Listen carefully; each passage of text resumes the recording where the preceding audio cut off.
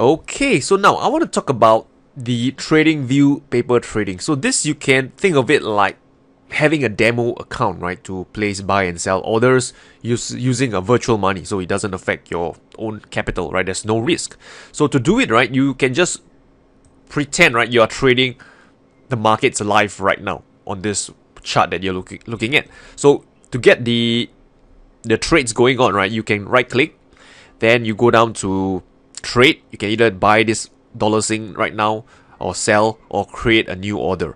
But to make your life easier, if you want to paper trade often, go to settings, trading, and you want to show the buy sell panel. Click on this, and you notice that this buy sell panel is open. So in future, when you want to paper trade, right, there is quickly you can sell or buy.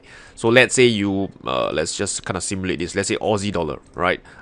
Market is bearish right now. So let's say you want to sell. Okay, so we click sell. So there, this order window will pop up, right? Let's say you want to short the markets right now, just hypothetically, right? Let's say we short 50,000 units. Okay, and let's say we have a take profit level of, let's say, 67 cents. Okay, so when you set your take profit level or stop loss level, right, you can set it in terms of the pips, the number of distance, or the exact price level. I usually go with the exact price level. Okay, and stop loss, let's say you have a stop loss at 69 cents. Okay, let's just say your stop loss is at 69 cents.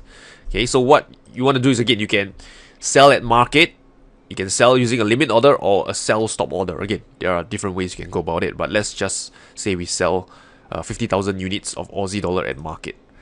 So the order is sent, right? So this is all paper trading. Don't worry, it's not a live account. If you don't set up the broker connection, right, nothing will happen. It's all just paper money.